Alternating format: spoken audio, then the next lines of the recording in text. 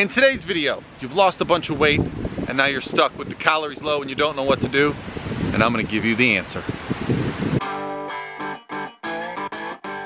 Hey guys, what's going on? This is Paul Ravella from ProPhysique.com. In today's video, I'm gonna give you some very specific advice about what to do when it comes to after losing weight, when you hit that sticking point, when you hit that plateau, and the question comes from right here on my Instagram direct message. So guys, please send me your questions, give me as much detail as you can, try to be concise, and I'm gonna read you the question, we're gonna go over it. And I also wanna remind you guys, if you wanna make my day and you love evidence-based, anecdote-based advice from a coach who understands the physique on a deeper level, hit subscribe. It's what I love to do here. Hello, Mr. Ravella. My name is Karan Sharma and I'm a nurse in upstate New York. I follow you on YouTube and watch your videos. I was 229 pounds in January and now I'm 193 pounds. My weight loss has stopped.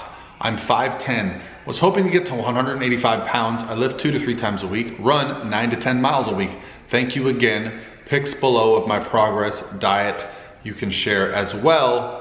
1,300 calories a day with a breakdown of 40% protein, 30% carb, 30% fat. So I had to do some quick calculations and that comes out to 135 grams of protein, 100 grams of carbs, and 40 grams of fat, which those aren't actually terrible ratios. I like the ratios. My only concern is that at, let's say 185 pounds of lean body mass where you're trying to get to, the 135 grams of protein might be a little low. However, you've had significant success, okay? Let's not diminish just how amazing your response has been, your result has been. But now you're at a place where you're running 9 to 10 miles per week and you're on 1,300 calories, and I'm gonna give you a plan. I'm gonna give you an approach. And so there's been some really cool stuff that's come out, and it's kind of new to the fitness industry. I did a video on this topic maybe 4 or 5 years ago on the topic of a diet break, but before I can explain to you how to do it, I want to explain kind of what a diet break is. A diet break is not a break from the mental approach of tracking or understanding what you're eating and you just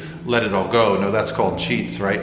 What we're talking about is an actual increase in calories that's going to basically set you up to respond better by allowing your digestion to improve, your sleep to improve, your performance to improve, your recovery to improve, hormones, the whole thing. And so what we want to do is basically bring your calories up to around what I would consider a maintenance level. And so having done some quick calculations, what I would actually do for you is I would actually keep your protein at 135. I would bring your carbs up to 160 grams and I would set your fat at 50 grams, and I would do that for one entire week. And the goal there is to just give you a chance to refresh, okay? These diet breaks have been a godsend for the people that I coach, for my competitors specifically. And the reason I think it works so well with competitors is for one reason: they are so diligent. They know what their macros are so well. So when I tell them, hey, I want you to bump your macros up, they're hitting them very closely. I would also suggest, for the purposes of this week, if you feel fatigued, you run about half as much. Now, 9 to 10 miles a week, I guess you're probably running maybe a couple miles per day. I would cut your running in half for 1 week, keep your lifting the same, keep everything else the same, and do that. Now, what's this gonna do? Well, it's going to allow your body to kind of reset and restabilize. You should not gain weight. If you do gain any kind of weight, it might be just a few additional carbohydrates storing some muscle glycogen. You see our muscles actually store glycogen and water in them, and that makes them bigger and fuller. And if you think that's bad on the scale, well, you got problems.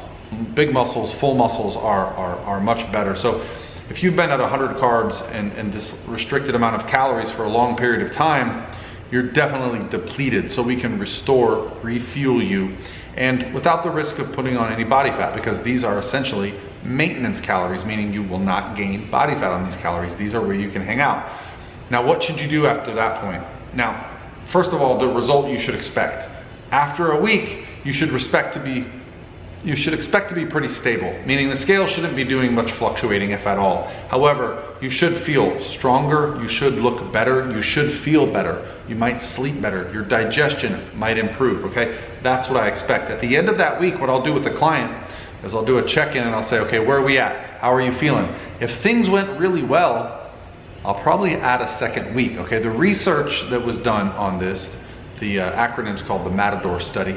They actually put people into a deficit for 2 weeks at a time and then maintenance for 2 weeks at a time, and they saw some really interesting improvements, like, you know, better sustained fat loss at the end of a dieting phase versus people that did not include diet breaks. They also saw more lean body mass was maintained. So lots of positive things, along with, well, less issues coming out of the diet. When the diet was over, they kept fat off better if they used a diet break. So I know we can get it in our heads like, okay, we're at point A, we want to get to point B. You're at 229 pounds, you want to get to 185, but the road there is not a straight road. You need to come down, maintain for a little while, then drop again, okay? If you do 2 weeks of diet break and maintain, and then you go back to what you were doing before, up your cardio like you were doing and decrease your calories, you're going to get a benefit. You're going to see the scale start moving again, okay? This type of break in your diet phases, I call it non-linear dieting, meaning it's not just a straight line, right? It's,